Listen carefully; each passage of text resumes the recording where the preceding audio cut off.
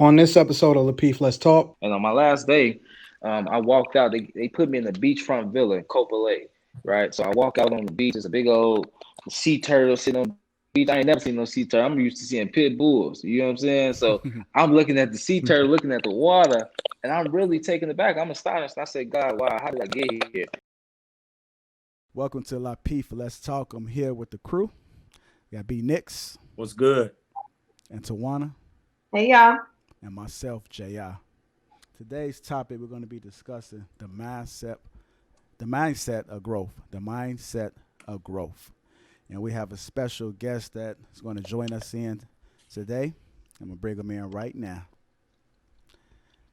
Yo, For what's you. going on, y'all? Hey, what's going on? How you doing? Hey, man, I'm great. I'm You great. Okay, I'm Yeah, going to man. introduce you. For everybody that's watching, our special guest, it's an honor to have you. I must say first, it's an honor to have you. But we have Malcolm Brown, which a lot of you guys know him as Dr. Solo Raw. Welcome. Hey man, I'm glad to be welcome, man. Just going through social media, I've seen a lot of stuff you done. I've seen some of the topics, so I'm really excited to dive in tonight and man, just share, connect with each other. I'm Hmm. excited about this. All Yeah, right. definitely. Hey, pleasure meeting you, brother. Yes. D Can't Nick, wait to hear Tawana, everything. huh? Say I can't wait to hear everything you have to share with us. Yeah. Okay. All right. Today's topic is the mindset of growth. The mindset of growth. And the reason why I wanted to bring is okay if I call you Solo. Yeah, that's what everybody Okay. else call me. Okay. Just wanted to make sure. I didn't know if you want to go by Mr. Brown, Malcolm Brown, Hey, or on- Solo. only people that call me Mr. Brown, people that owe me some money. We definitely calling you solo today. Yeah, man. This ain't Yeah, that yeah, type yeah, of yeah, this yeah. ain't that type of session tonight, bro. we, I we don't know, take right? that. Yeah. You don't pay Yeah. yet. Okay, I got you. Yeah. So the reason why I wanted to bring him on there is because I actually been following him for like many years, and I seen him start from the bottom and to this present time where he is now. So I just think that it's an amazing story, and I kind of want to start it off like this. I don't know if you remember Solo, but I was Uh-huh. in the gym at LA Fitness. Do you remember walking up to me? Bro, you was in the gym at LA Fitness. I was working out with my man Beanie, Uh huh. right? I was about a buck 05 soaking wet, and I Yeah. had dreams of becoming a bodybuilder. Uh I huh. see you had the tats, and I do remember walking up to you telling you I was a tattoo artist. LA Fitness Right. in Matson. Right. Yep. That's correct. That's correct. How many years ago was that? About over 10 years, Man, right? man, I've been in the game for about 10 years, so it had to be around about 8 years. Eight Eight years years. ago. Okay. Yeah, yeah. So You about still ain't 8. called me. I know. I know. I know. But Hey, he hey, calling you out, Jr. I Right, know. right. I know, man. You Them got the prices, car, huh? man. Like them Yeah, prices. I he gotta. still I ain't gotta get called. my I was money waiting right. for that call. Hey man, Yeah. But I yeah. remember this brother walking up to me, and he walked up to me. He said, "Hey, who did your tat? Vaughn, right?" I said, "Yeah, Vaughn did my tat." He said, I do tats as well." And what he did was he went Mhm. to his bag and he had pulled out like his portfolio, and he started showing me everything that he was doing. You can just see how Mhm. hungry he was back then. So I just thought that kind of stood out. I never did call him. Uh, I don't know why I didn't call him. It could have just been just because I didn't really know him. Like at the Cheap. t- at, Excuse me. like at the time, the art just looked okay at the time. If I just want to be honest, and it just was kind of like, Here you well, Yeah. go. well, Here I'm you just, I'm go. just, I'm just being honest. I mean, now it's a different level because of course he's been in the game, and as you keep on practicing, you keep on putting in the hard work, it's going to pay off. But that was the first time that I met this brother, and I was following him, and I just seen him just kind of take off, so to speak. So what I want to do is I want to bring up this picture of you, and when you see this picture, I want you to tell me when you first see it what comes to mind. Yeah. God. That's what comes to mind. I can't explain it. It's God. Mm-hmm. God, man. I'm grateful. I'm grateful. Man, just yeah. That's what comes to mind. Gratefulness and God. So the picture Yeah. on the left is how very similar to how I remember seeing him roughly about Yeah. 8 years ago. And as you see to the right, you can just kind of see the growth, like what God Yeah. has done, to this Yes, young man sir. right here. And then for my for my fashionistas there. You know, so I got the Burberry jacket. You know what I'm saying? There's some nice Tom Ford leather boots. You know, look them up. You know, you see how blessed. How good God has been to me. We peep, bro. You know? We peep. You know what I'm You know, the little saying? Hey, accessories. You know I what had I a little mean? rollie on. You know what I'm saying? A The little little rollie details. Yeah. Peep Yeah. the You know what I'm details. saying? You know what, bro? I can remember. I think we posted that last year. They had the social media thing going on, right? The past decade thing, and so I'm not one to jump onto the social media fads or whatever, but that one, I felt it was very vital to do so because, especially in my generation, people don't believe in success stories no more. People don't really have too much hope or too much faith that change can really happen. So when I was going through my Facebook page and I said, you know what, I want to be able to post something, not to just pretty much show my growth, but to be able to tell the story because right up underneath the picture there is a story there. There's a timeline. And if I don't want to be too deep on here, but I'm a man of God unapologetically. The Bible says that we overcome by the blood of the Lamb and by the word of our testimony. And so people can see the picture, but the true power is in the story that I did grow up on the South Side, single family home, right? My dad wasn't in my life. My mom had 7 kids. I dropped out of high school, used to be in the streets, got a GED. And by a stroke of luck and a sprinkle of a blessing, I stumbled upon the talent and the gift that completely changed the trajectory of my life. And with posting that picture, I wanted people to see the starting point, and I want them to see where I was now. And I want them to see the dichotomy in between the 10 years to say that, hey, it don't happen overnight, but if you believe and you really work hard for it, man, it can happen for you. So that's what my purpose was behind posting the picture, and it was impactful, man. I got plenty of inboxes and phone calls about that picture. Even you found that one out of all the other pictures on my Instagram page. That's the most embarrassing one. I think I got another one up there looking better. Oh no, I wouldn't say. Man, I wouldn't say. Yeah, I wouldn't say embarrassing, man. But it just shows the growth. So I know that you said, and I've done some research as well. You said you dropped out of high school, you was homeless growing up, and you sold loose squares and water. You did do that on 87. Was it 87 Dan Ryan? 87 Dan Ryan. Yeah. I was out there. 87 Dan Ryan. So I just want you to kind of take us, through your mindset then, and how you got to start to form to be who you are now. I truly believe this, and for those that's watching, I want y'all to catch this. If you can't, write it down. Everything that is in the tree is in the acorn. Greatness happens, but it happens in seed form. So I always knew that it was something inside of me bigger than myself. I always had an inclination in my mind that greatness was inside of me. It was how was I going to get it out? Given my circumstances, given where I grew up, given that environment, how was I going to get it out? And I just had a natural knack for hustling, bro, just to be honest with you, right? I'm just a hustler. I did all types of stuff, man. I cut grass and shovel snow. I started dance groups. I did blue squares and water, right? That was like the lowest moment. He's pulling out all the lowest moments. My God, who told you this? Where you get this biography from, man? I got some high moments too. You on Lapeef, let's talk. We're gonna talk about it. Yeah, I know, right? Man. You're our featured guest for the we gotta night. talk So, about hey, it. Hey, all man. things on We the table. gotta be real. Hey, Charlamagne must be his cousin or something, man. I gotta get ready. I don't know what else you gonna pull out the bag. No, but seriously though, go ahead. just I can't explain the feeling of knowing that there's something else out there and not sitting back waiting on it to happen. So I always took accountability and I always made it my responsibility to go out there and get it. And I'm glad that before I really became an adult and really started making decisions that would directly affect my life, I decided to do it legally. But that's what it was, bro. I just always felt it. I always had that drive. I was a shorty. All right, Tawana, you had something?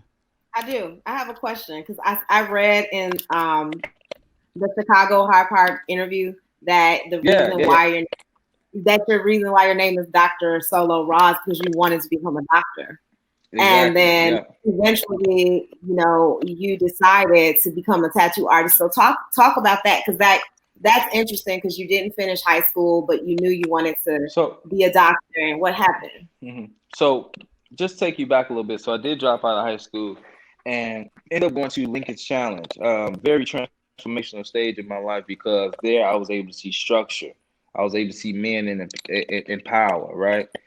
So immediately I fell upon that leadership and developed my own leadership ability. And I did very well in the program. So graduating at that program, I had got what you call an ICCB scholarship, Illinois Community College Board. So they give you a scholarship. And they pay for the first semester of school. And in the program, I also scored very high on the ASVAB. People that don't know what the ASVAB is, that's the basically standardized test for the military, for lack of better definition. So I scored very fairly high on that, and I had a lot of recruiters talk to me. And so as I began to think about my life path and what I was going to do, I said, okay, if you're going to do anything in life, do something that helps people, do something that's honorable. I've always been the one to want to change the family history, and we don't have many doctors or more professionals in our life. So that was a path that I wanted to go down. So I started off in nursing. I said I'll get my degree in nursing and go to the Navy. The Navy pay for the rest of the school, and then I can become a doctor, right? Hopefully get out Yep. of the Navy, start my own practice, right? I had this whole plan. And disruption happened. Beautiful disruption. I was in the house one day doing some homework, medical terminology. I still can't understand those words. You ask me to spell it, I'd be lying, right? And I get a knock on the door. So happened to just be one of my guys. He said, "Bro, let me do a tattoo on you." I'm 19. Well, yeah, why not? Come on. And so he begins to draw on my arm. I'm going through all this pain, but for some reason I looked and I fell in love with the idea that you can really draw on people and get paid for it. And I was like, this is something that I want to do. And so I went to my mom back and forth. Can I do this? Can I do that? Can I do this? She told me no. If y'all got black mama, you know exactly what she said. So with those no's, that drive came up again, and I said, you know what? I'll just get a job or something like that. So I started riding a bike. If you're familiar with the south suburbs, from University Park to Richmond Park to Matson, from Matson to Frankfurt, from Frankfurt to Chicago Heights, looking for a job when nobody hired me. Finally, I landed an interview at McDonald's in Richmond Park, and I got up that morning, put on my clothes, rode my bike up there. I sat and talked to the guy about 45 minutes, and he walked me to the door, told me he couldn't give me the job. That moment, I was broken. I really wanted to give up. I wanted to quit. I said, you know what, F this.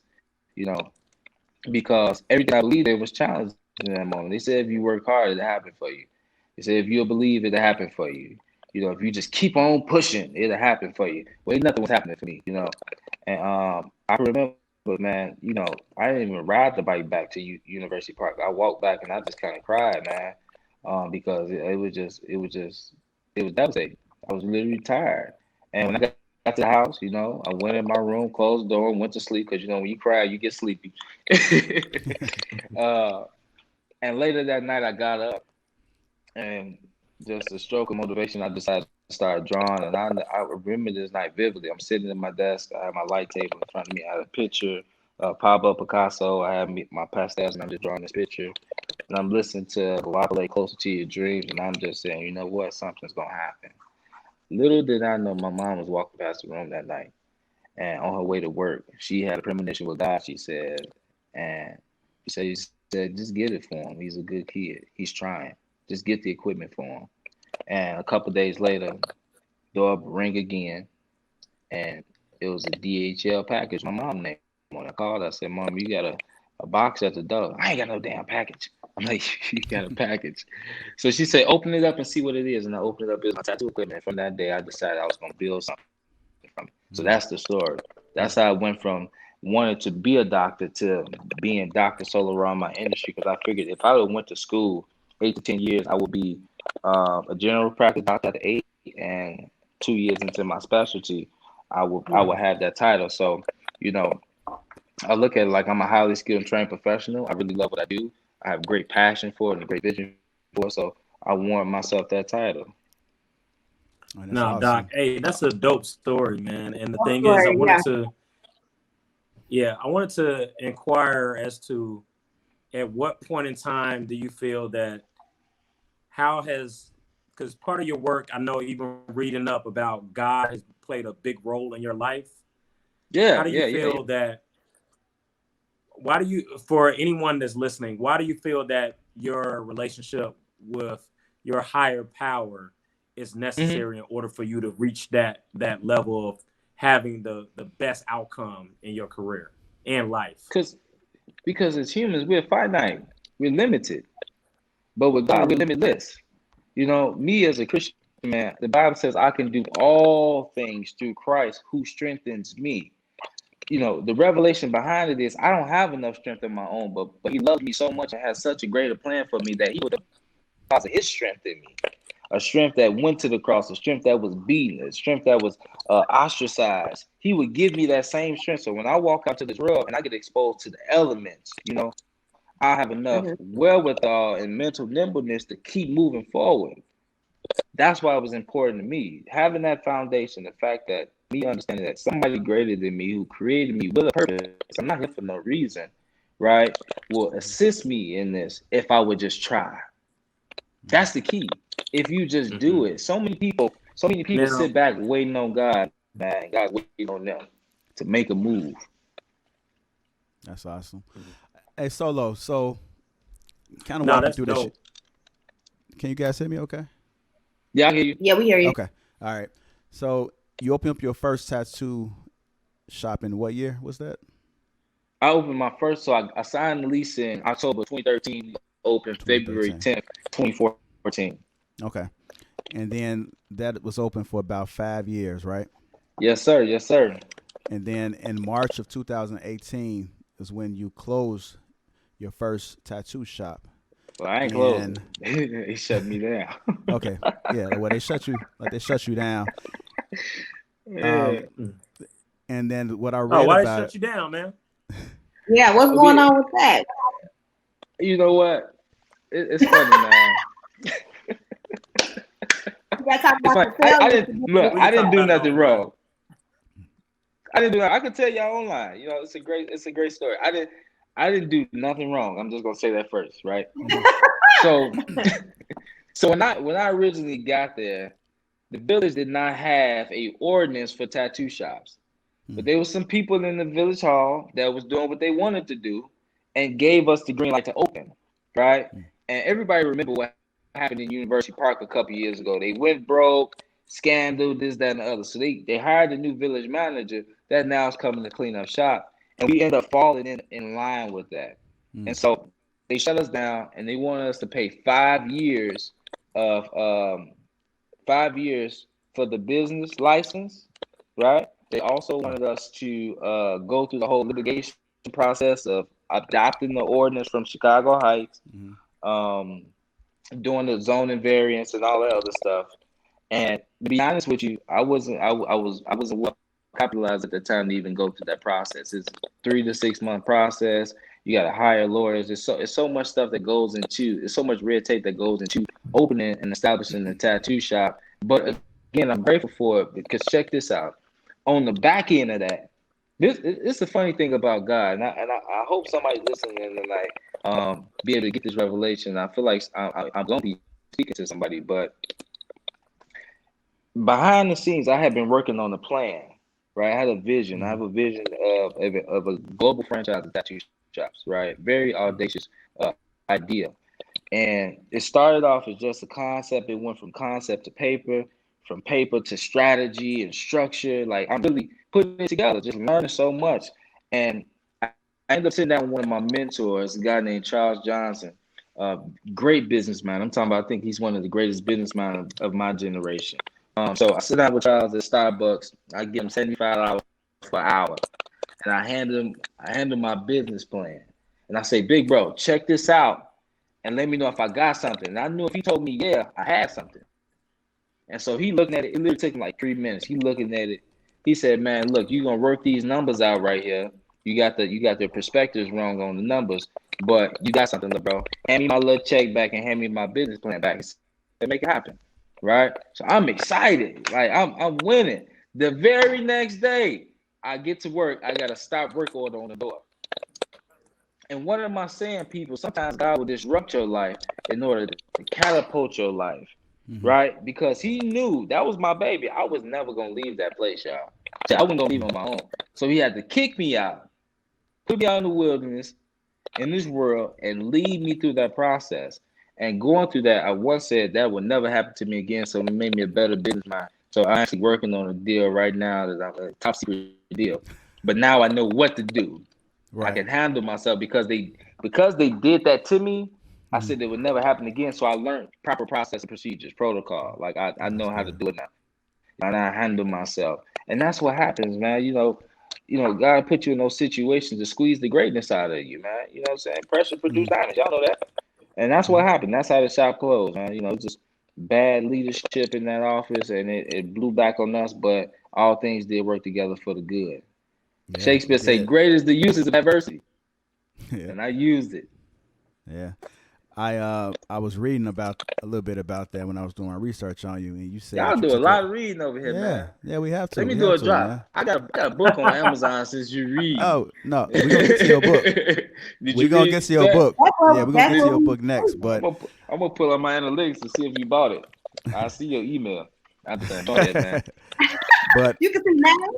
You can see names on the analytics. You know, but I think it's really important. I think it's really important.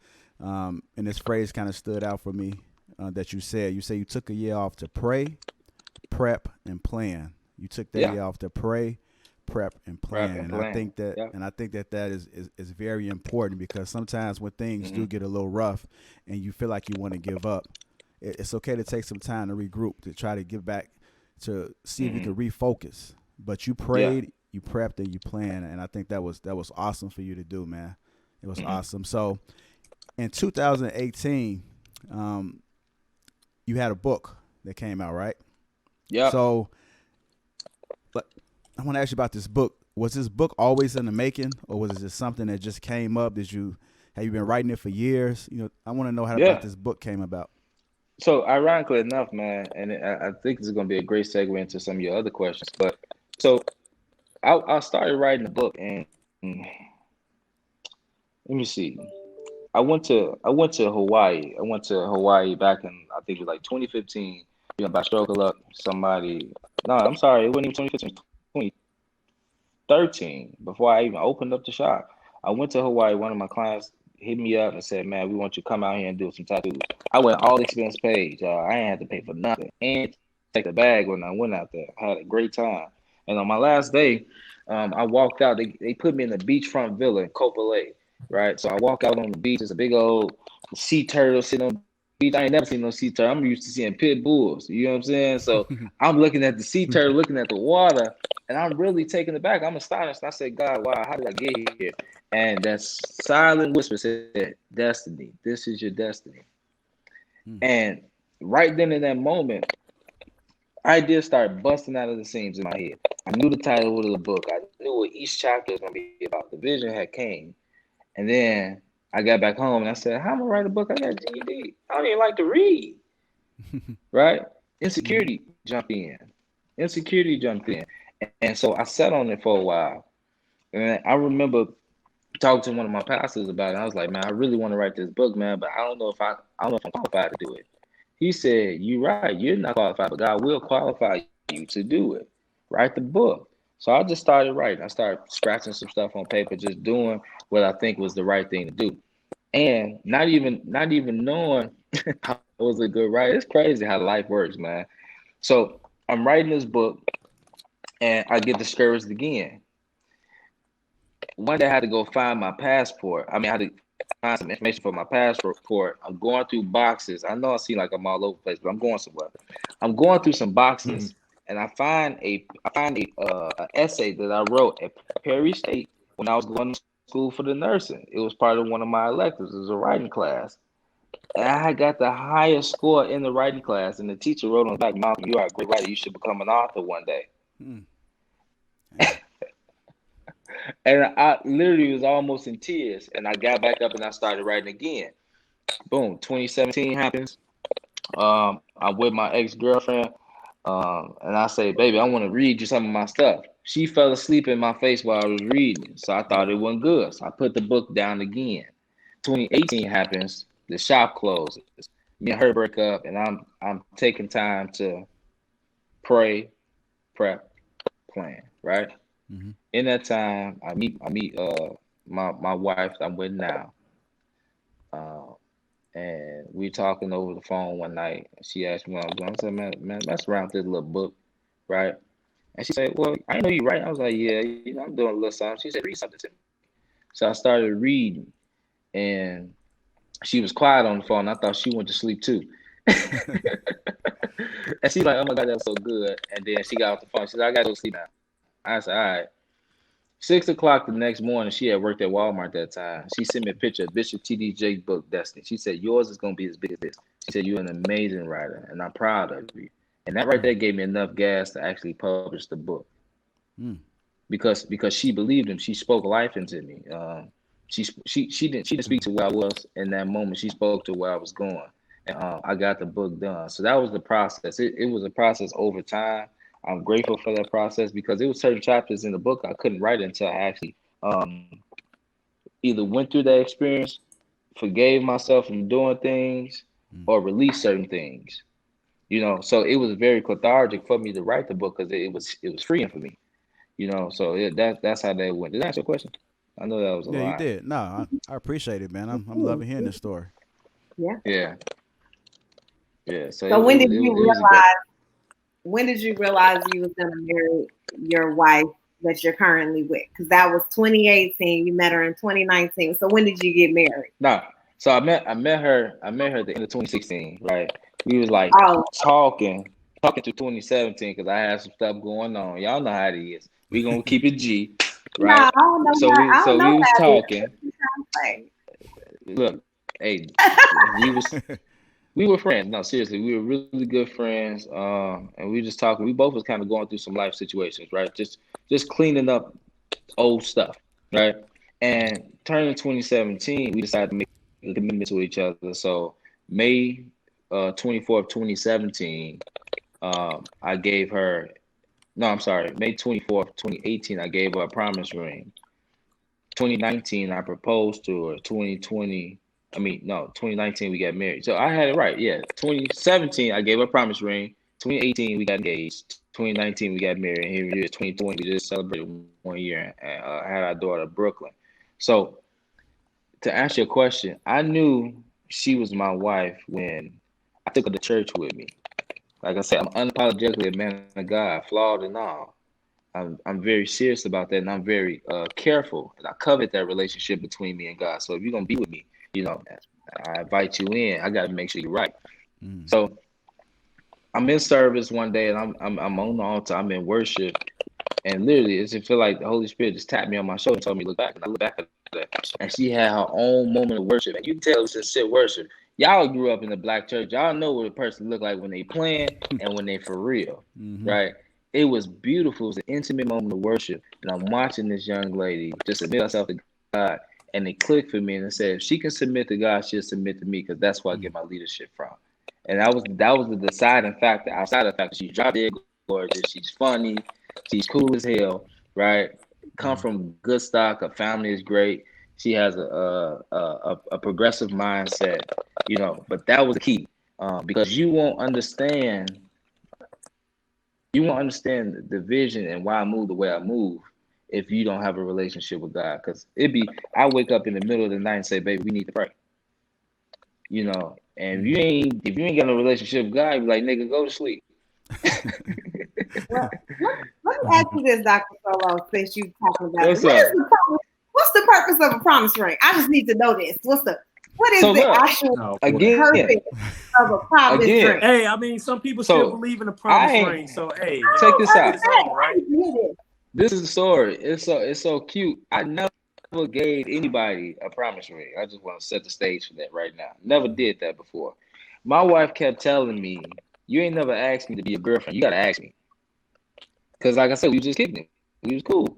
She said, you ain't never asked me to be your girlfriend. You have to ask me. Right?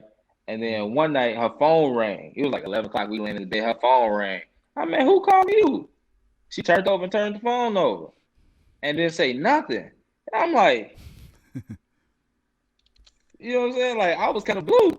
But then she, you know, the month I'm like, man, who called? Like, man, you asked me to be your girlfriend.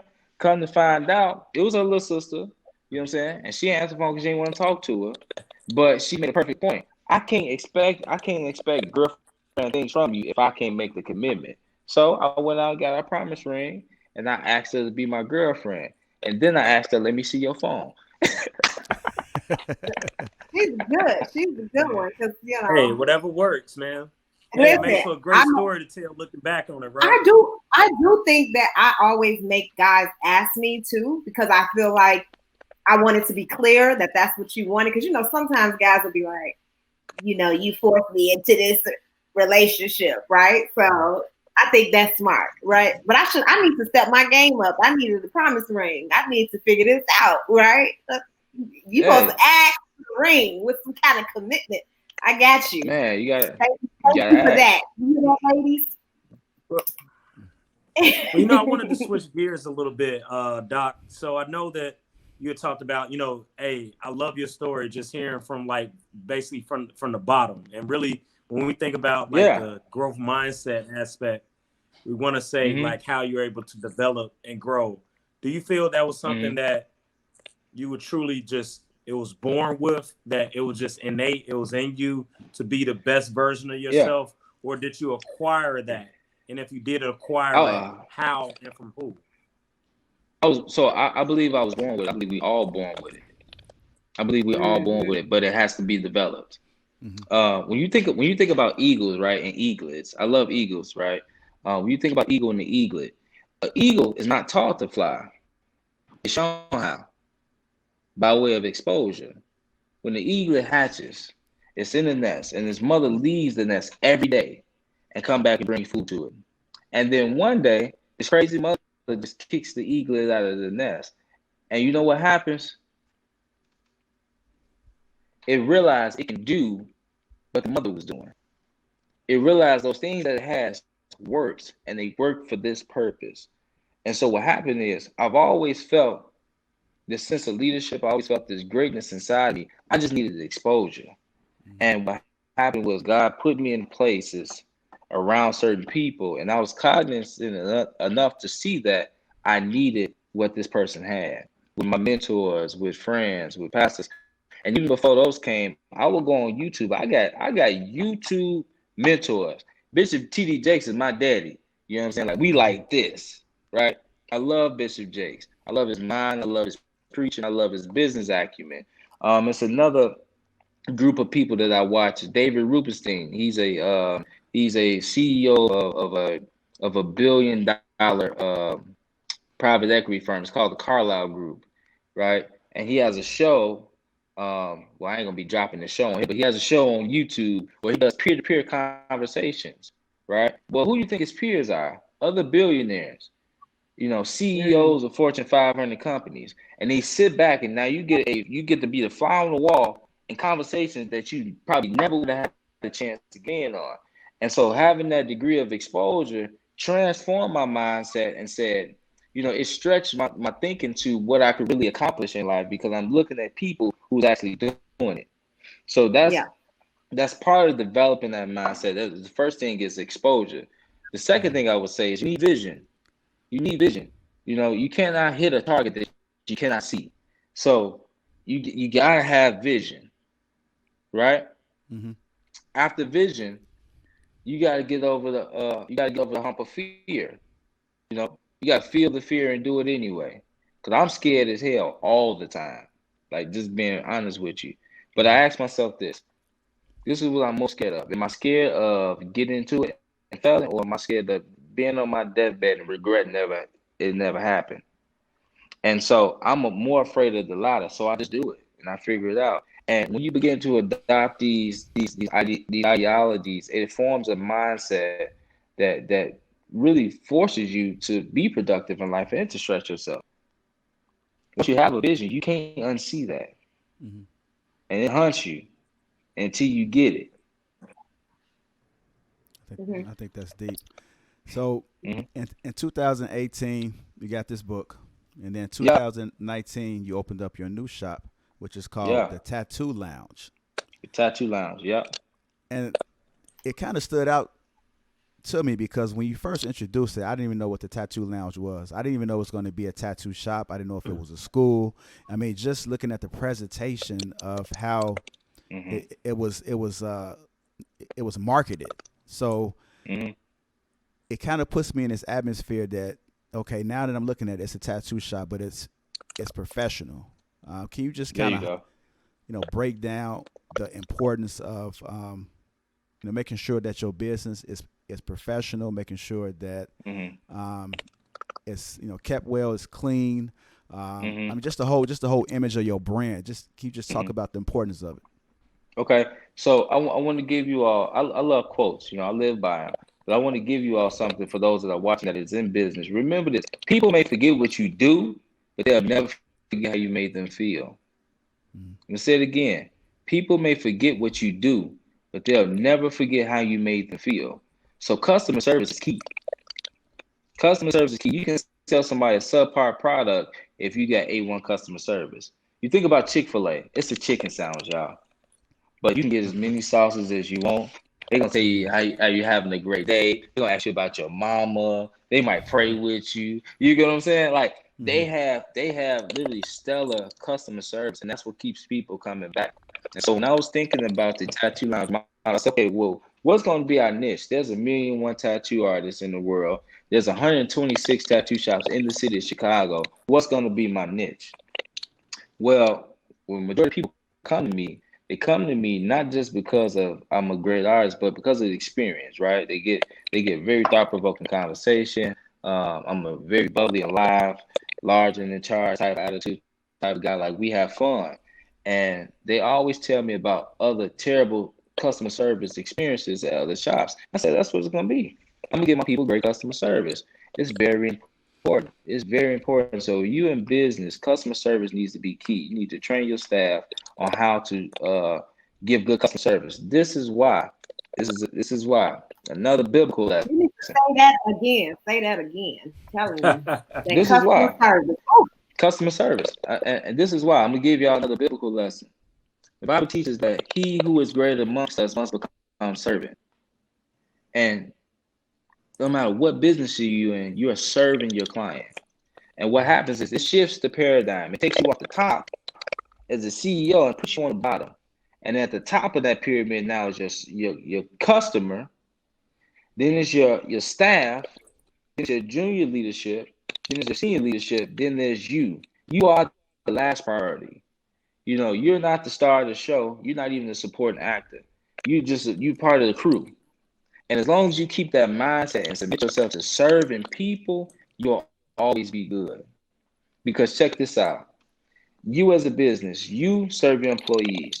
Your employees serve your clients. Your clients now go tell other people about it, which is serving you, which will bring you back profits to do what? Now serve your community. It's all a chain reaction. If you want to be great business, become a servant. They don't believe that. So you may need to open up a customer service training, because I ain't gonna lie to you. I can tell them what the problem is. They need to get rid of that false sense of superiority that's masking insecurity. Because anytime you want to step on a platform and feel like you're better than somebody, you actually feel very small on the inside. So allow God to heal you, so now He can use you. A lot of people are in business and are not seeing success because they are not fully healed. They're not fully healed. Get rid of that insecurity. Whoever hurt you, whoever disappointed you, whoever talked down on you, guess what? Your client is not them. You need to get in the closet, serve that up with God, and leave it there so you can go back and be and operate at the best of your ability so He can take you to the next level. Because guess what? Your talents, your gifts will take you places your character can't keep you, and you will lose everything. All right, that's enough. I'm stop preaching to y'all, man. No, man, we love I know it's all good. Hey, somebody needs to hear it, like you said. It's Dr. Solo Raw's Thursday night service. I'm gonna send y'all my cash app so y'all can send me an honorarium when we done. Oh, we know. I didn't know that. I didn't know. We gotta wrap this up. No, seriously though, the idea. Seriously, the idea of service, man. You look at it like this. As long as you making sure the quality of somebody else's life is good, yours will always be great. Serve people, man, and give them your best. Give them your best. When my clients walk through the door, I serve them with my best. And that's before they sit in the chair. I serve them with my best attitude. What's going on, G? How you doing? How you feeling today? You good? We gonna sit down during my consultation time. I want to get to know you. How your day going? Tell me about this tattoo. What's your story? It's not about me. I'm here to serve you. And because of that, I've literally become one of the most spoke about tattoo artists in Chicago. Right, I have an amazing clientele. I make great money. To God be the glory for that. Without any of the traditional avenues, right? I'm not on television. I don't have 1 million followers on Instagram, right? But I have a cult-like following the people that's word of mouth, man. You gotta go see Solo, man. He this, he that. Why? Because I serve my people. That's a great accomplishment because everything is social media driven. So the fact that you are able it really to, is. It's just all social media driven. So thank God that you're able to, prosper regardless of all of that, pressure to be on social media, right, and to have 1 million followers. But let me ask you this, Solo. So if we walk in Tattoo Lounge, do you tattoo or do you have several artists that you? Or can people say, you know what, I want to get the realism Solo tattoo because I saw that you do a lot of realism. Is that your focal? But just also can people get tattoos from you? So I do work by appointment only. So if you want to book an appointment, you can hit my assistant Jamie. Post to the page and I'll see you sometime in maybe February.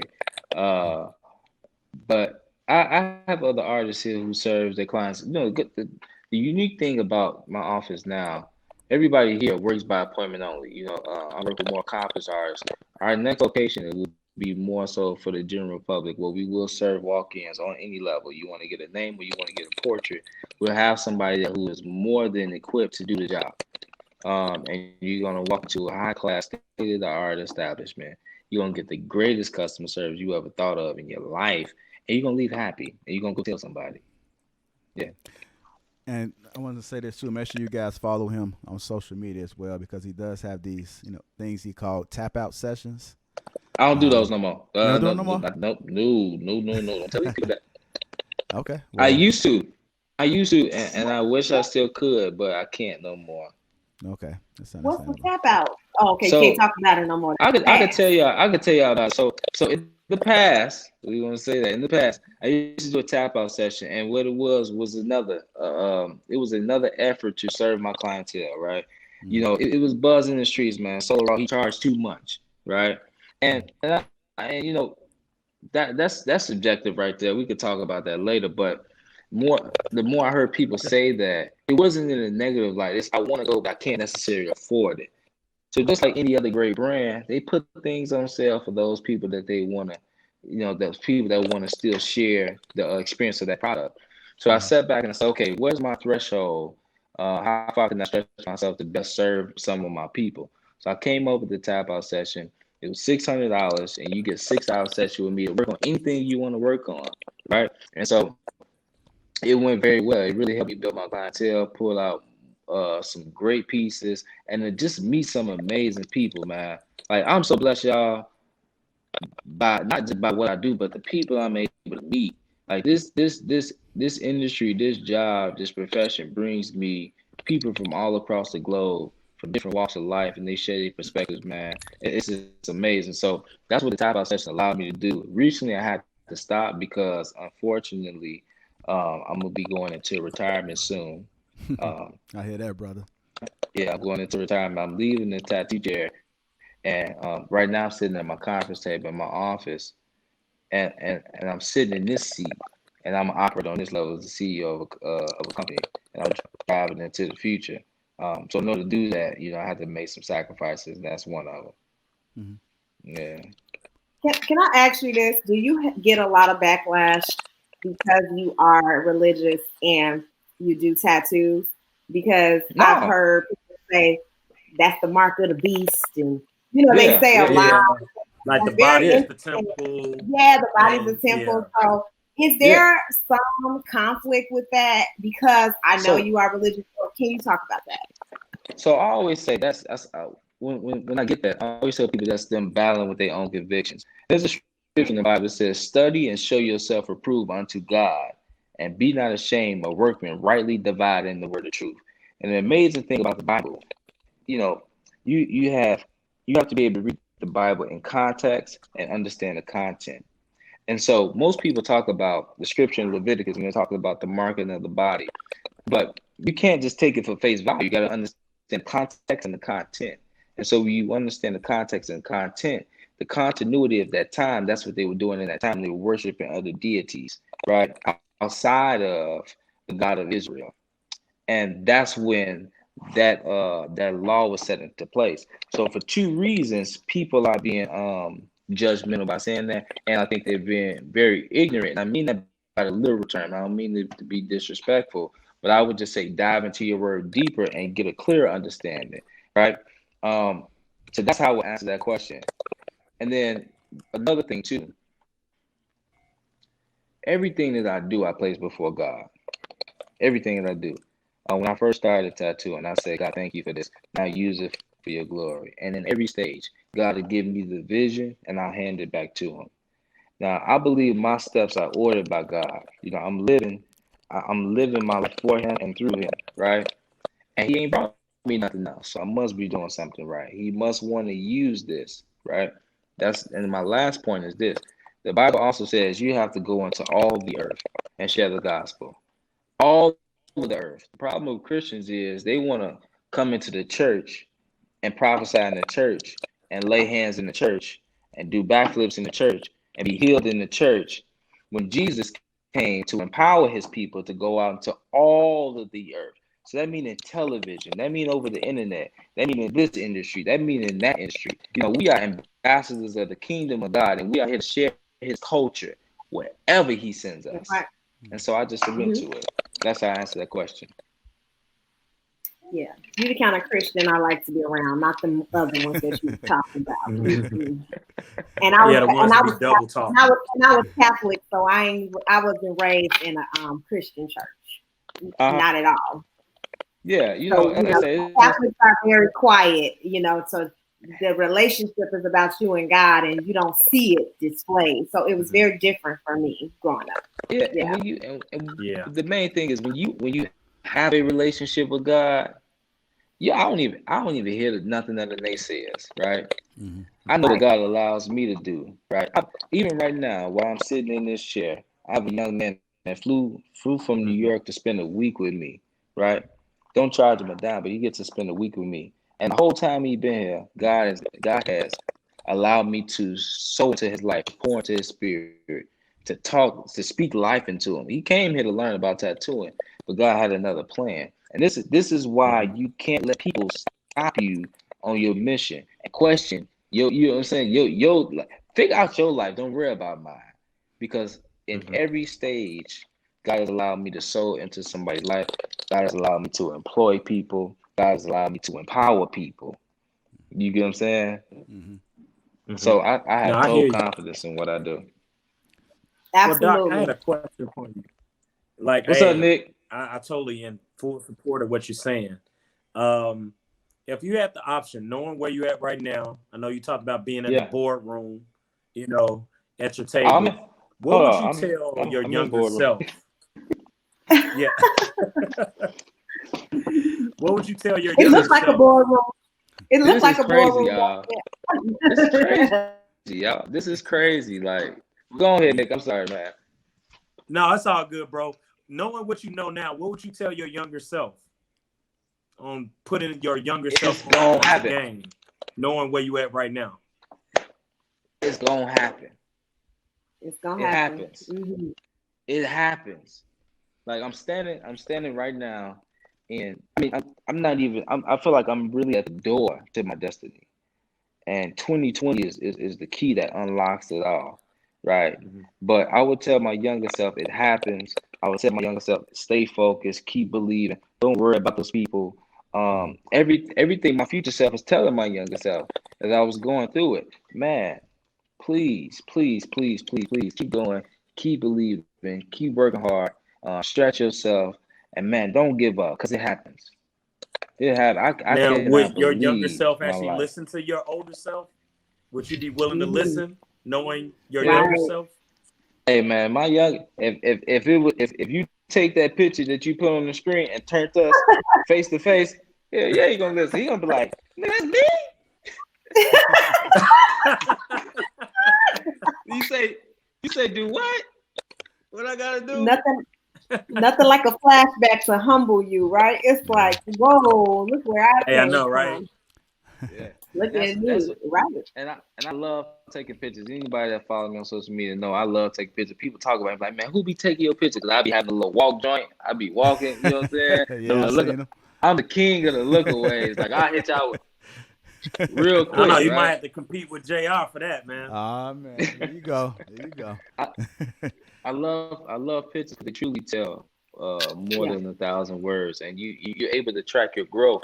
And I feel like most people don't really get to see the success in their life because they miss the moment, right? So every time I feel inspired, every time I reach a pinnacle, I take that picture. I gotta document that because that's my spoils of war. I made it because you get to new heights. Success goes like this, y'all. It goes from 1 to 10, right? You start on the ground level and you get to 10, and I made it, and then life happens and you feel like you plateau. Guess what happened? You didn't fall back to 1. You just went to 1 on a new level, 11, right? And now you're trying to get to 20. How you gonna get to 20? You got to pull back that picture from 1, 2, 3, and 4. Look and say, "This I recall to my mind. Therefore have I hope. It's by God's mercy as I have not been consumed. Great is His faithfulness. I can make it. He got me through this. He gonna get me through this." And you just keep going. You keep going. That's why I take so many pictures, man. I remember. You gotta remember. That's that idea of Sankofa, right? Never forget. Never forget where you came from, your past. Gotta look back to go forward. Gotta look back. Mm-hmm. All right, Solo. I appreciate you for sitting in on this discussion today. This book, we forgot to say what this book is: 10 Miles to Your Destiny. 10 Miles to Your Destiny. Yes. It's on Amazon right now. Right now. You asked me a question. You asked me a question before we got on the interview. Could you ask me a question about my wife? And I do just want to take a little bit of time and talk about my wife before I go, and just tell you, my wife has literally been the key to unlock me. Everything that I'm not, she is. Everything that I'm missing, she has. And I'm great because I submit to her as she submits to me. You know, wait.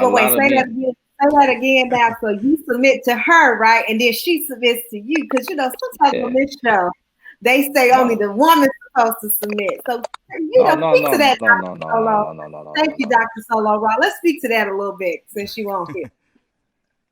Wisdom tells me this, right? My wife literally is my helpmate, right? And so in some areas, and usually the ones I really get mad about are the areas I really need to listen. I really, really, really need to listen because everything that I'm missing, she has. And everything she's missing, I have. And the problem is we have to learn to really come together and submit to each other. And submission is not a bad thing.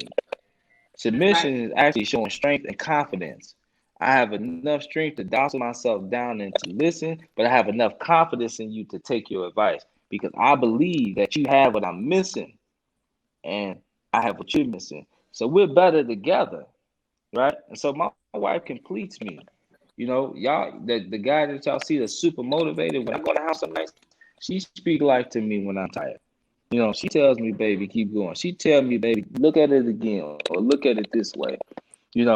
I never forget. I was talking to my wife about the business, and I'm a speaker. I'm very enthusiastic. I'm very optimistic. I'm very excited about my plans, and I'm talking to my wife about it. And she asked me, how's it gonna happen?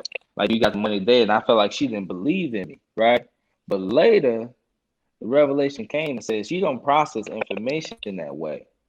My wife needs to see figures and numbers. So I had to sit down and tell my wife, well, look, I'm gonna do this, it's gonna cost this much, and this is how I'm gonna get it. And she was ecstatic about, oh my God, baby, that's amazing. Oh, you're so intelligent, like you're a genius. I'm like, wow, check this out. It made me a better businessman because when I'm standing in front of, if I'm standing in front of city officials, if I'm talking to bankers, I'm consulting with my lawyers, or even consulting with my team, I can be clear and concise about the vision. And that's how I get their buy-in. That's how the ball gets rolling. And I would not be the CEO that I'm becoming had I not had my wife challenge me in that area. So that's what I mean by submission. Well, thank you, Solo. I'm glad you actually gave us some different perspectives on this show, because I'm telling you, it's a struggle to hear people tell you that. Submission is harder than anything. Like, if both people submission, it's so hard. It's difficult. It's not as easy as people say. Like, oh, yeah, women, you just got to submit. Like, it takes a lot of discipline. Tawana, it's not hard when you want to do it. Yeah, that's true.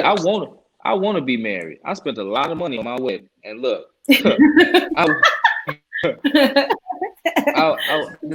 want to be married. No, that's right, bro. You know what I'm saying? Yeah, I told my wife, man, you got a debt to pay off. Until you get to zero, you can't go nowhere. You stuck. Okay. But I want it, and when you want things, you submit to it. You conform to it. You stretch yourself. You work hard for it, and that's just a part of the process. So, to anybody that's married, that's thinking about getting married, it's not hard when you want to do it. So just want it. Just want it. But it's necessary, right? It's necessary. Yeah, trust me, you're gonna be better. Mm-hmm. You're gonna be better. You're gonna be better in the end, man. You're gonna be better in the end. I promise you. Women, listen to the man too. Hey, bro, you gotta bring me back so we can talk about that with her. Okay. Okay, come on. Let's talk about it, because let's just take your biblical, pass off the table if you come back to the show, okay? Because I'm gonna have to let you know. It's probably just a general perspective, okay? I can't speak for. And that means she might have to take the kid gloves off, though, Doc. That's all I'm gonna say. I can't skate around you that time now. You come back, it's gonna be some real deal to wanna feel. Check this out. This is for women and men. I promise this will be my last point. This is for women and men. When you think about, those who believe, you think about the story of creation. God created man, out of him he pulled out of a woman, right? To make her his helpmate, right? Yeah. Mm-hmm. Yeah. JI, if I want to lift up this table, I'm not gonna ask somebody who's weaker than me to help me. I'm gonna ask somebody who's as stronger than me or as strong as I am to help me, right? And so understand, submission is not lesser. Submission is always equal. I'm just asking you to help me. And I can't ask you to help me if you're weaker. You either have to be stronger or have the same strength. So both of us, men and women, need to change our perspective and how we look at our relationship and how we look at our spouse and say, you know what? You're as strong as I am. That's why I need you to help me. And with that understanding, it's easy to submit. It's easy. We're stronger together. Mm-hmm. I got a feeling that's gonna be a future topic. I can't wait. I can't wait. Right? Yeah. I'm gonna bring my wife on with me, man. Okay. I would love to meet her. She's probably a wise woman like yourself. Hey, wise, man, wise man, not a wise woman. But yes, a wise person like yourself. Again, Solo, it's definitely been a pleasure having you on there. I feel honored for you to be able to come on this platform and be able to tell your story. I'm honored to come, man. Yeah. To him be the glory, man. Our viewers are so blessed to just have someone that speaks from this perspective that can help them. You may have pushed somebody that was on the cusp of giving up. Yeah, so I do appreciate you just hearing that. Like, not like suicide, but just giving up on their life dream, or maybe they felt like, okay, I failed one time, so I can't move forward, right? We've all been there before. Yeah. So yeah, absolutely. See, I'm trying to get off. Like, bro, you're gonna make me keep talking. Being authentic, man. Yeah, I'm trying to get off. I appreciate you just being your authentic self, man. I can't be nobody but me. I can't be nobody but me, man. because I can't either. So I'm sorry. I have to just be who I am. I'm gonna say this last point. I promise you I gotta go. But for those that do want to give up, thinking about suicide, thinking about quitting, when you get to those moments, all of your decisions are based upon the past. But when you make the decision, you cut off your future. Think about that. You're not getting rid of the past. You are cutting off your future. And that's literally the plan of the enemy, because greater is the end of a thing. Y'all, let me tell you something. You have so much greatness inside of you. You got things inside that will completely blow your mind. I'm sitting in front of you all, motivational speaker, public speaker, published author, CEO of my own company, a father, a husband. I grew up on the South Side. I had nothing. I didn't even know this stuff was inside of me. But I just decided I won't quit. Right? You never know what tomorrow holds. And it could very well be your day that you've been waiting on. If you quit today, you'll never make it. You'll never see it. And then it was all for nothing. So please don't quit. And get to your future. Hey, look, I love y'all. Fact. Man, we appreciate your words. Facts. Hey, look, Nick, drop the mic. All right, you guys. Appreciate you guys for tuning in. Appreciate you guys for tuning in to Lapeef. Let's talk. Until next time, we out.